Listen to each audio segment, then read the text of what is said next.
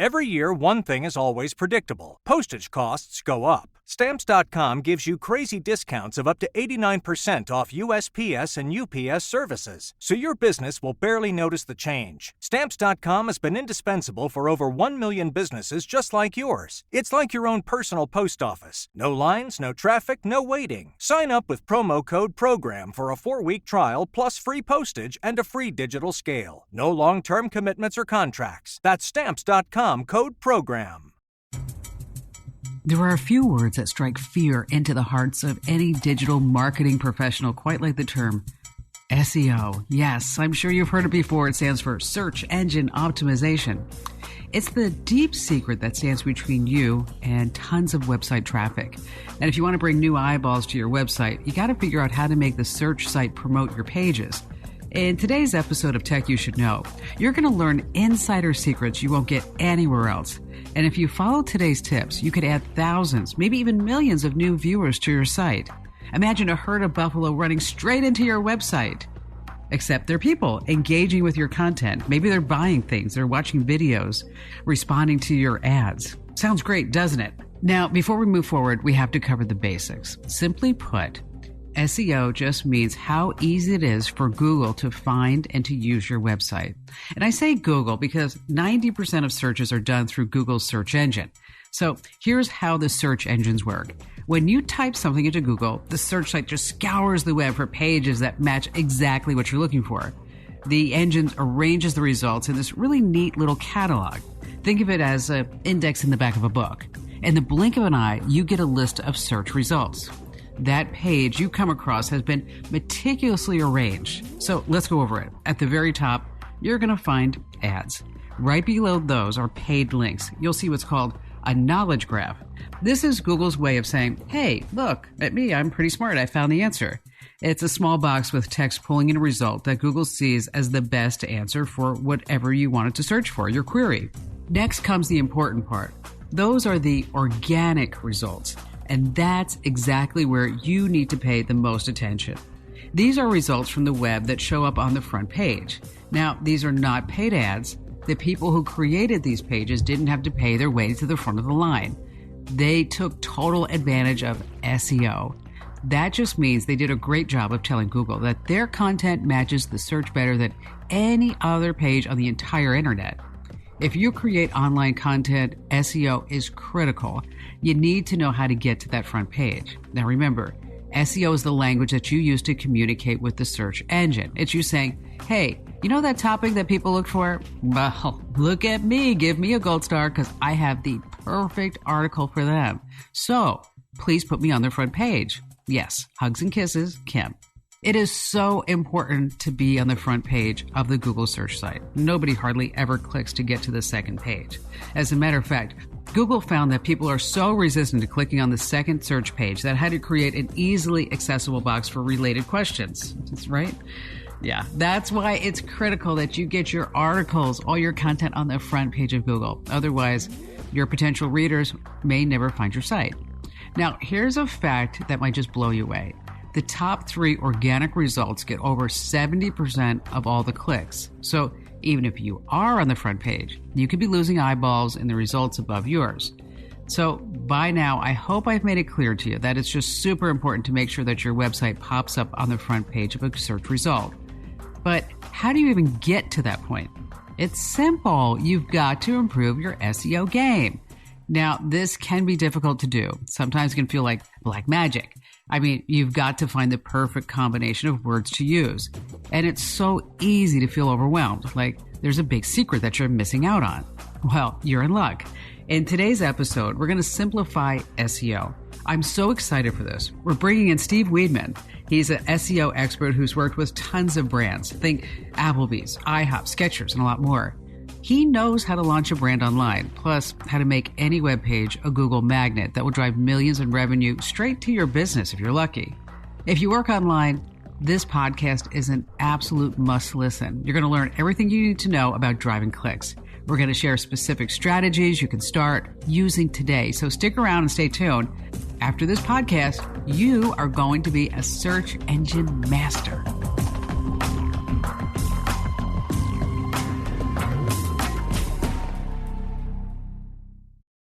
Spin your passion into a business with Shopify and break sales records with the world's best converting checkout. Let's hear that one more time. The world's best converting checkout. Shopify's legendary checkout makes it easier for customers to shop on your website, across social media, and everywhere in between. Now that's music to your ears. Any way you spin it, you can be a smash hit with Shopify. Start your $1 a month trial today at shopify.com/records.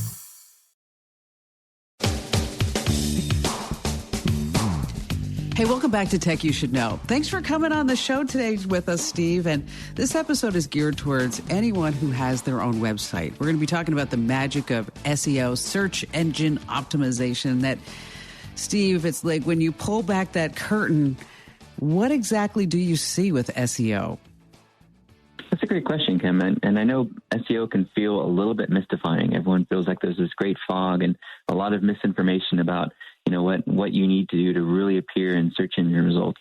And I think for small business owners and even those folks in larger organizations, you need to think about SEO as something that they need to nurture to improve how often they appear in Google and Bing and even Amazon and other places that users are looking for what they offer and not just, their search for them by name. Yeah, because when you start talking about users coming into your website to buy something, to look at a piece of content, whatever it may be, it's all about the money train, right? And so you want to make sure that you're not on page 2 of Google search results. What is the percentage of people? Yeah, is it truly a graveyard? I was going to say, what is the percentage of people that actually go past the first page of Google results? That's another great question. And you know what? It varies based on the intent of what they're searching for. If you're searching for a product or a service, especially one that's maybe under $100, you're really not going to go beyond the first page. But if you're doing more of a research project, if you're doing a little bit more of an informational query to learn and to understand, you might go into even page 5, 6, 7, right? Depends on what you find as the best answer to what you're looking for. I don't know if that answers your question specifically, but I can tell you that from our data and looking at click-through rates in this free tool that Google offers called Search Console, we generally see, depending on the type of query, if it's intent related where they're looking to purchase or they're looking for a service right away, we generally see higher click-through rates. And that's, because the page is generally on the first page. Yeah. And Google did some major changes with search results. It used to be that you'd type in a phrase and then you'd get some ads at the top and then you'd see some links where you actually might want to click to go find something out. But now Google is putting that answer right on their homepage. Wow. What has that done to SEO? Sure. And that's similar to what we just said. If the user intent is I'm looking to purchase, they're not going to give a paragraph and say, here's a definition of that product. They're not going to serve that featured answer, right, for a consumer or a commercial type query. So I don't think it's really affected any of the brands that have been watching those changes. We do see a lot more of that in informational searches. Your broader queries that somebody is making that is more informational questions somebody asks. I think it's fantastic that we're seeing those answers. And yeah, it does affect some of our customers' traffic, but for somebody who's doing research, they're still going to click the link to read the full context. And if we're lucky, they're going to find that helpful and they're going to link to that web page. And when they link to that web page, as you know, the 3 factors of search are how relevant your content is to the query, how many and the quality of the links that are coming into your website, and how users are interacting with your listing in the search results. Well, criteria 2 there, when we're talking about how websites link to you, by having great content that shows up in the search results, you're not going to get as much traffic from those people looking for a short answer. But for those really doing research, you're still going to appear, you're still going to get clicked on, and you're hopefully still going to earn some links that'll boost your keyword rankings. So overall, for the sites that matter, we really haven't seen a negative impact to that. In fact, some of those featured answers are now showing up on voice searches. So we're seeing as users are untethering themselves from their phone and using Alexa and Google, and they're starting to hear our answers now on voice queries, and we're getting some good brand awareness out of it. Yeah, and that is so fascinating to me. The whole voice-activated search and the results. But let's stick with just websites for just a little bit longer. Sure. A lot of people think, well, I have to write this really long piece of content in order to get picked up by Google as a relevant source. Is there a magical length to a blog post that is like, is it 500 words, 700 words, or is it a mixture of images? Is there a formula that, so to speak, that people should follow? I believe there are focal points that the writer should follow, but in terms of keyword density and keyword length or text length and things like that, that's really 2005 SEO, right? It's more about making sure that when the visitor hits that page, they find what they're looking for. Now, if you have more long form content for Google to initially crawl to identify words on the page to test that URL for in their search results, you might see expedited rankings right away. But in some cases, too much text can be overwhelming, or too long didn't read as it goes, right? So I would say what we've learned to do is actually perform a search for the keyword we like to rank for. Look at the competing pages that appear on the first page of the search results, so that you can see what Google thinks its users are looking for, and then come up with a better version. The focal points would be making sure you've got rich media on the page. Very few pages still have video. People are consuming, video content, and they like to see graphics and custom graphics, not stock images, but graphics that you created to better explain what you're trying to convey in that post. So coming up with unique images and unique video, breaking up your paragraphs with bullet points and subheadings, all of those things play a difference in the user's read of that page and the uniqueness of the type of content that's available to them. And see, there is so much that goes into SEO. I mean, truly there is. Over at commando.com, we have, I call her Allie, our amazing content queen, because she is amazing. Sure. And Jeremy's our IT genius. And, they go into some certain articles where they know that it will trend, or I have a feeling that it will trend. Like you mentioned Alexa. Well, I don't know if you've ever tried to set up an Echo Show for drop-in, but the instructions on Amazon's website, they don't work. And so right. you start, what happened basically, Steve, is I gave everybody in my family an Amazon Echo Show for Christmas. And I thought that this would be a great idea for them to drop in on my 80-year-old mother, right? So they can come in and say hi to mom. And people were having so much trouble. And my family is fairly technical, as you might imagine. Mm-hmm. I mean, my mother was one of the developers of the Unix operating system. So this is like in our veins. Right. But I was getting calls from my niece and my nephew saying, what do we do with this? Because I'm not really sure how to do it. And then I Googled it myself and found that the answer was on Reddit. And so I'm like, okay, well, yes, exactly. So we decided I said, we ought to write this out, not just for my family, but we should write it out for everybody on the internet who got an Echo Show and started trying to do drop-in and are missing this critical step that Amazon didn't tell anybody about to enable it within your contacts. And so we wrote that great piece of content, put some video on it. Jeremy did some keywords, put some meta tags on there. And we're finding that now it's appearing in Google search results. Now it's discoverable, right? Exactly. And so there is a true art of SEO. And every so often I get somebody who will call the show and say, I was, on the internet and I want to make sure that our website is, visible by Google. And so I found this company and they say that they can make me number one in the Google search results in 6 weeks. Is that possible? And they want $3,000. How do you answer that? Well, we actually address that by creating a free guide for businesses. It's on a site called SEOverified.com that we created. And they download this guide, and it gives them the questions they need to ask their agencies before they start working with them, or if they've been working with them and they're not really sure if they're getting the results they want. So it's this checklist walks them through questions like, are you addressing security, privacy, accessibility? Do I have ownership of my analytics and even of the content on my website, or is that something I lose if I stop working with you?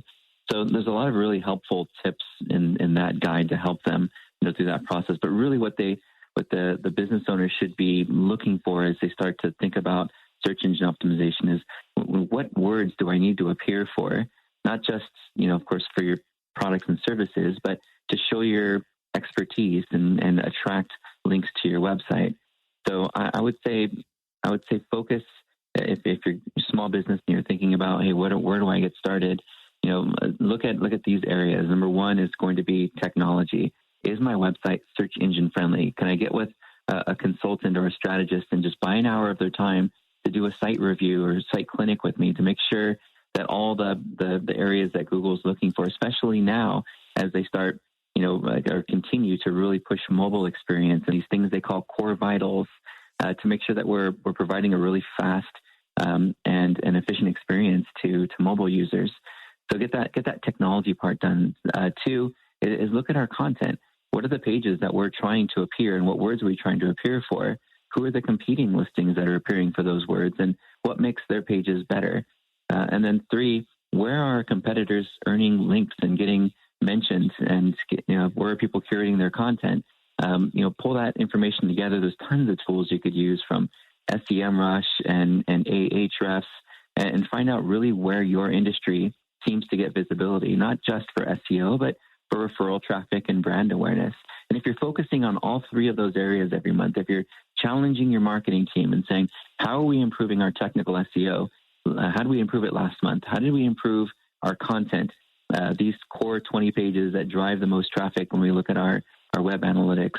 How are we improving our visibility off the website with mentions and links and so forth? And if every month you're challenging your team around those three areas, you're doing great. And if you want to add a bonus on, you ask your team, hey, how are we improving our appearance in search results? Are we just a link and a title in the description, or do we have some frequently asked questions under our listing, or a star rating under our listing, or a video or image thumbnail in our listing so that we stand out and get clicked on more often? I think those are sort of paramount as businesses start to think about getting into SEO or talking to an SEO agency. Ask those things. What are you going to do for me every month to improve my tech, my content, my links, and my search appearance? And there is so much to what you just said in those 3 points. I mean, truly, that could be a course in marketing at NYU or USC for 6 months. That's the course I teach at Cal State Fullerton and UC San Diego. Is it? So oh my gosh, I did not know that. I'm sitting there, I'm feeling like I need to take this class myself.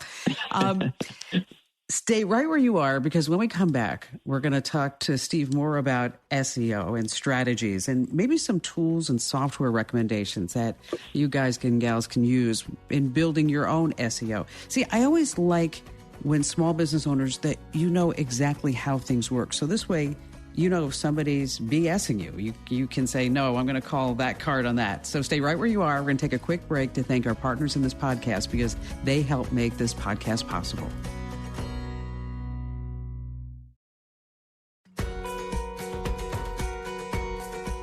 Hey, welcome back to Tech You Should Know. We're talking about search engine optimization. And Steve, you just gave a whole primer about SEO and these 3 points. It may have been a little overwhelming for the average Joe who's saying, okay, where do I even start? Is there one essential thing that every small business owner with a website should know and do at this very moment? Well, at this moment, these are different times, right? It's not 2019 where we're all dealing with a lot of things. I think the way that the best advice I can give to business owners right now with the shift in search behavior and how people are looking for more online solutions than walking down the street and going to a brick and mortar store. I mean, if you think about it, the front doors are closed in a lot of businesses, and there's not enough delivery requests going out the back doors. Restaurants are closing, some permanently. Small businesses are really struggling. So what we've seen from an SEO standpoint and how businesses can respond and adapt to that, and something that they can do for SEO right away, I would say the first thing is just letting customers know when they get to the website how they're addressing the pandemic and respectively safety measures, because that'll affect search appearance. When somebody clicks on your listing and they go to your website and it looks the same as it did in 2019, they think, whoa, either this place is closed or they just are ignoring the pandemic. Next thing is really adding content to the website that address the shift in how consumers are searching.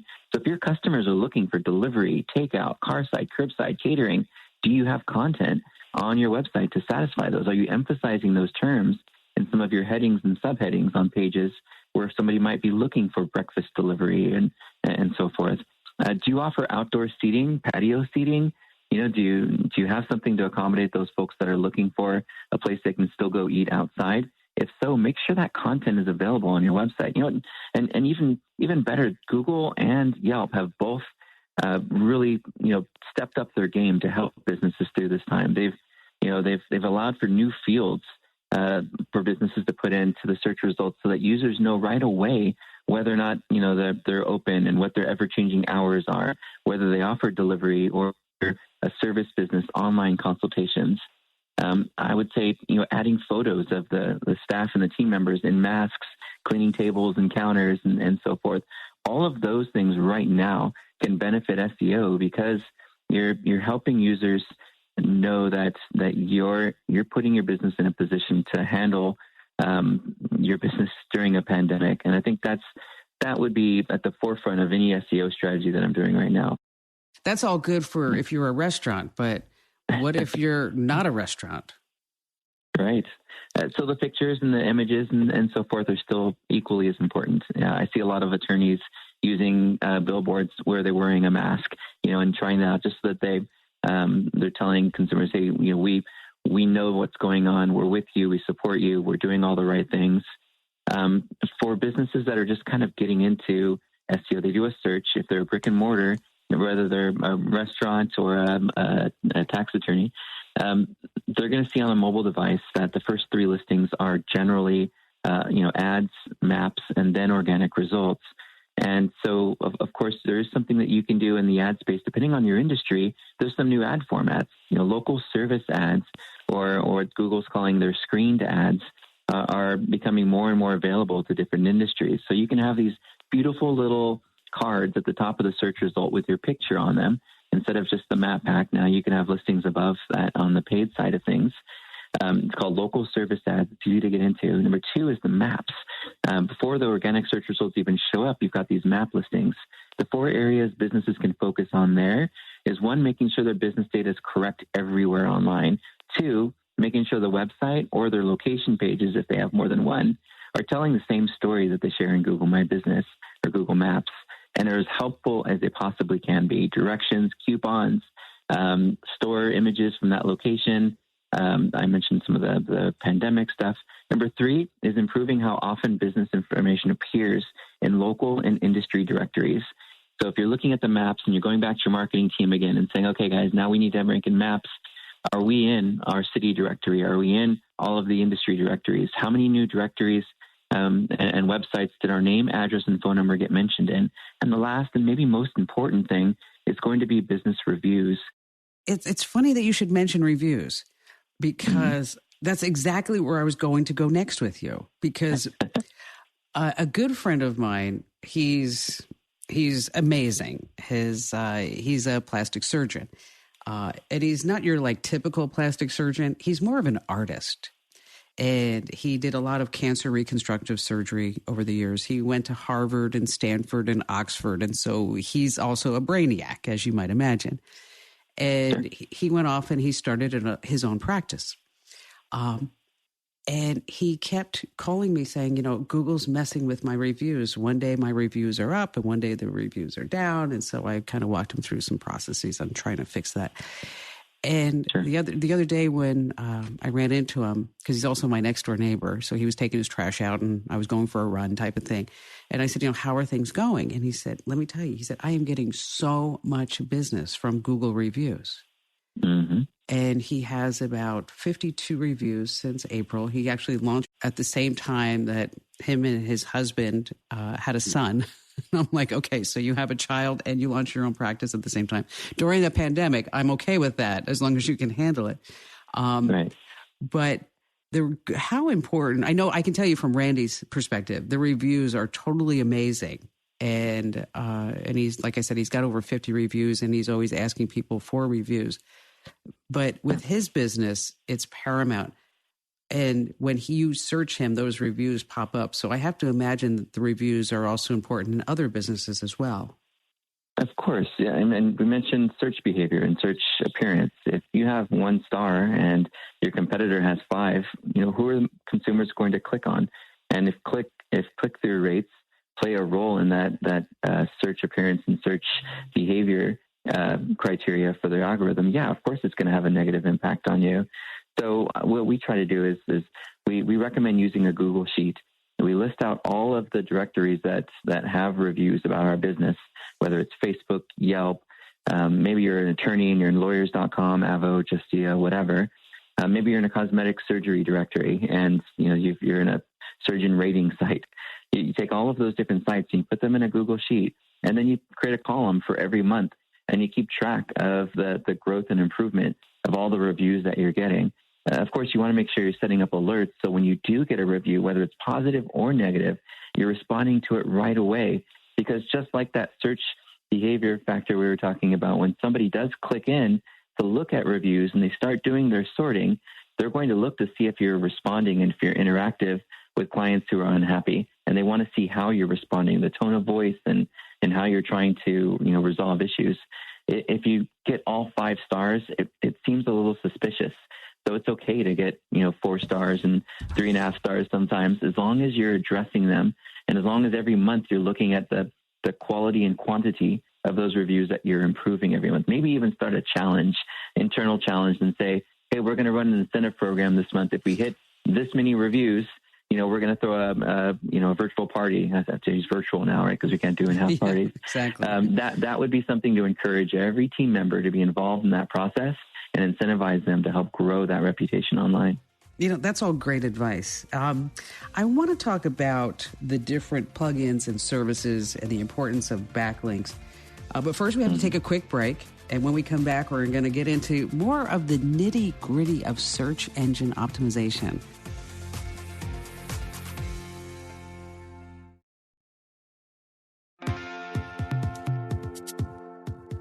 Hey, welcome back to Tech You Should Know. It's a podcast where we delve into one particular topic so that at the end of it, you're maybe not quite an expert, but you know a lot more than you did before you actually started this podcast.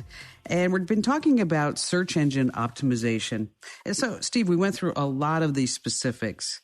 How effective are the different plugins and services for someone who doesn't know much about SEO? It depends on what you mean by plugins and services. Are we referring to, like if you have a WordPress website and you're installing some? Yes. Sure. So, because, my website uses WordPress. And are there specific SEO techniques that we should use compared to a news site that maybe uses a different blogging platform or maybe uses Squarespace or Wix or something like that? Sure. So, having worked with WordPress for probably the good part of 10 years now, I can tell you that there are some really good plugins that help make SEO a little bit easier, but you don't have to follow them verbatim. They're more of a guideline or sort of an extra set of hands. The most popular, I'm sure if you've done anything with web, you're familiar with the Yoast SEO plugin. There's a lot of videos that you can watch that will walk you through how to set it up correctly. Making sure that you're utilizing all of the fields that these plugins put into your page editors. So when you're creating a page of content, you scroll down to that section and you add a custom title and description. They'll give you a little analysis to tell you whether or not you're using the keyword that you want to optimize the page for. I wouldn't obsess over that. If you can get your keyword in there, fantastic. If you get it within your content and you create a really compelling, helpful title and description, you're probably still going to do really well. Another plugin that you could use is an HTML sitemap plugin, so that Google has, and Bing and other search engines have sort of a keyword-rich index of all of your pages. And most of these plugins like Yoast include something called an XML sitemap, which is just a list of files that you submit to the search engines and say, please crawl these pages. It has nothing to do with rankings. However, with an HTML sitemap, they're going to see all of the different pages on your website with keywords that define what those pages are about, sort of like putting a sign above the door saying, when you walk through this door, this is what you're going to find in the room. So having that HTML sitemap is a great way to give Google a keyword-rich index of all of your pages and to help pass some of that great link value, through them. So we've got the Yoast plugin I mentioned, the HTML sitemap plugin that you might want to use.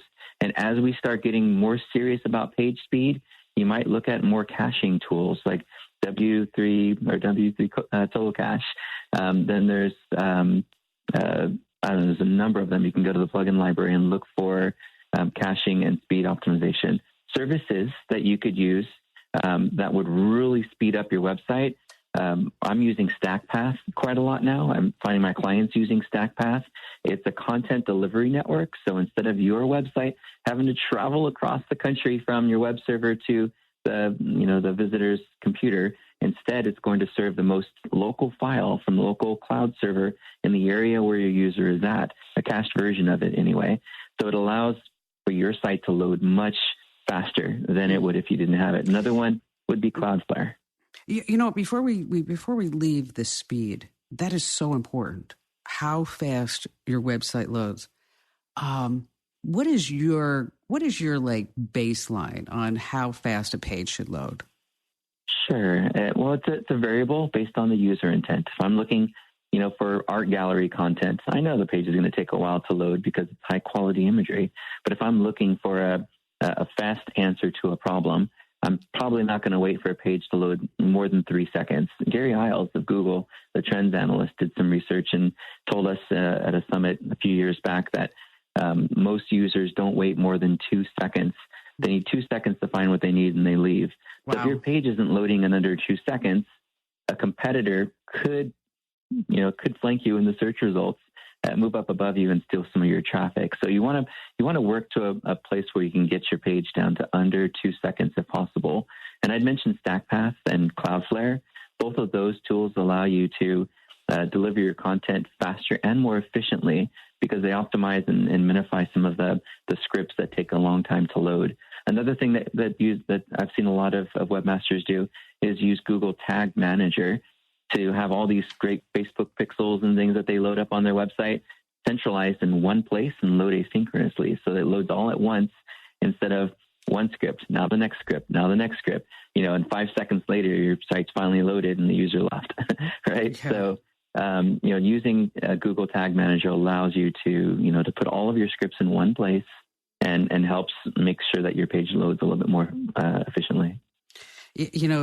I'm so blessed that I have Jeremy who's running our site. And so when you're talking about these different tools, I'm like, yeah, we're on that. Yeah, we do that. We do that. Yeah. Let's talk about links, because if we go back many years, it was always thought that if you had the most credible links going to your website, that you would have higher presence inside Google search results pages. And a credible source would be like Fox or CNN or USA Today or something else like that. Is that still the case? Yes. Yeah. Links are still a very important part of the search algorithm, especially with Google.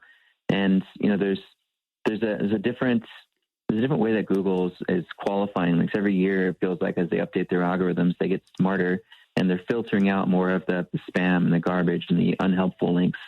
Larry Page created this whole page rank algorithm based on the votes from other websites. So we look at 3 criteria when we are putting a link strategy together and how we want to earn and attract links. One, are we going to get referral traffic, quality referral traffic from this link?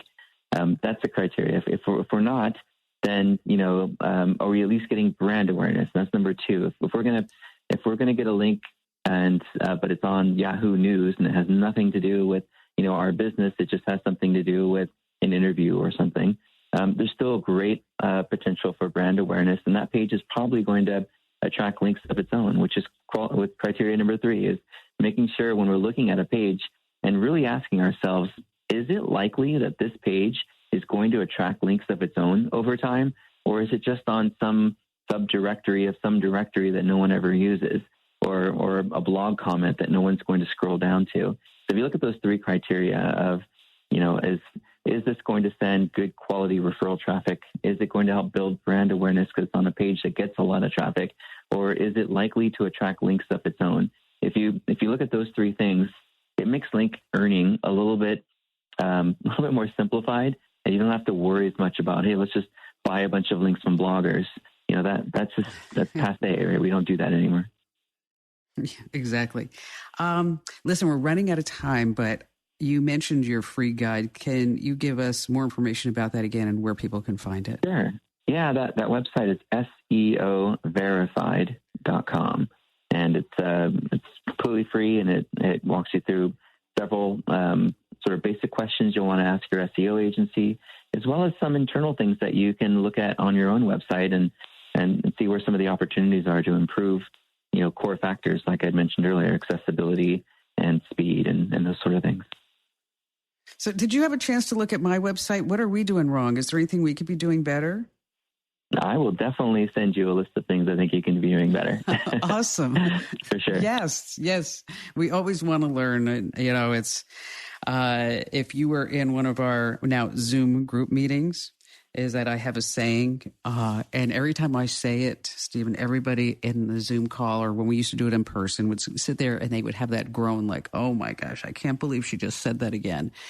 And I will look at the team when we start talking about goals and new projects, and I will say to them, remember, if you don't innovate, you will evaporate. And that's when everybody, nice. Oh no. Or the other one is, teamwork makes the dream work. And they're like, oh, yeah, we use that. We use that here internally too, but it is more of a fun thing just to get people to laugh. I love it. Yeah, exactly. Hey, thanks so much for joining us, Steve. Great job. We learned a lot about SEO. Thank you, Cam. I appreciate it. It was nice to meet you. So you've learned all about SEO. Hopefully now you feel confident to go ahead and start attracting new visitors. But don't forget, above all else, you have to prioritize relevancy. What's that? Well, Google uses over 200 factors to determine what's relevant to each search. Yeah, it pulls in a ton of data from your site as well as your competitor's site, all to find the best results. Well, now that you've learned how to tweak your pages to become relevant to Google searches, let me tell you about one other thing to look out for. You also want to be useful. Think about the experience a person has when they go to your page. How easy is it for them to find the answer to the question that they just Googled? I mean, most people won't stick around if they can't find the answer easily, so make sure you don't bury the lead. Potential readers want an answer quickly, and if you don't give it to them, they're going to click away and give their time and money to the next website. But you can fix this by improving your pages. The bottom line, you need to make sure that your online content is simple for people to read and understand. Drop the purple prose. Let me give you an example. Think of online recipes. You Google a dinner recipe, you click on a link. Have you ever searched for the instructions only to find the 6-paragraph biography? So annoying. Instead of just giving me the ingredients and the instructions, they write down this whole dissertation about their day and how they love this recipe because they used to make it with their mom back in Romania, or wherever it was. It's super common to do this. Why? Because it gives them more advertising space, but it kills your experience as a reader. I mean, be honest, when you see the writer talk about their favorite childhood dinosaur and their happy memories with a tuna casserole, are you really going to stick around, or you just switch to a site that actually gives you what you need? I know I've done that. When I'm in the kitchen, I want to find a recipe quickly. And if you don't cough up the goods, I'm gone. Now, apply this same idea to your business. You want to make sure that your readers are getting what they want immediately. And hopefully with today's podcast, you're going to be able to give your readers what they need. Plus, by applying the techniques that we taught you, you can now attract more readers than ever before. So, are you ready for a new army of eyeballs to boost traffic to your site? I bet you are. And thanks so much for listening to today's podcast. And I also want to thank our expert, Steve Weidman, for popping in today and sharing his expertise. We all learned a lot. And I also got to give a big shout out to the mighty Mike James. He's truly a master of all trades, the wizard behind the curtain who keeps the show's magic alive. And thanks also to Serena O'Sullivan, who gets a big gold star for scripting this podcast. Well, I'm about to check out my own site. I know I have some SEO work to do. I know that. And just a quick reminder, this is not the Kim Komando radio show podcast. To get that, just head over to getkim.com. Once again, that's getkim.com. I'm Kim Komando, SEOing out.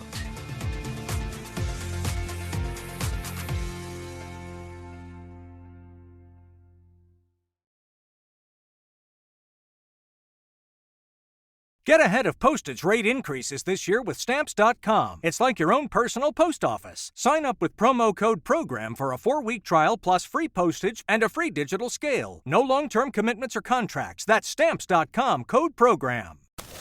Asante came to TurboTax after graduating from culinary school and landing a job in the hottest kitchen in town. My hands are full all day, every day. I love it. Asante, as your TurboTax expert, I'll make your moves count, guaranteeing 100% accurate filing and your maximum refund. Sound good? Yes, expert! Switch to Intuit TurboTax and make your moves count. See guarantee details at turbotax.com/guarantees. Experts only available with TurboTax Live.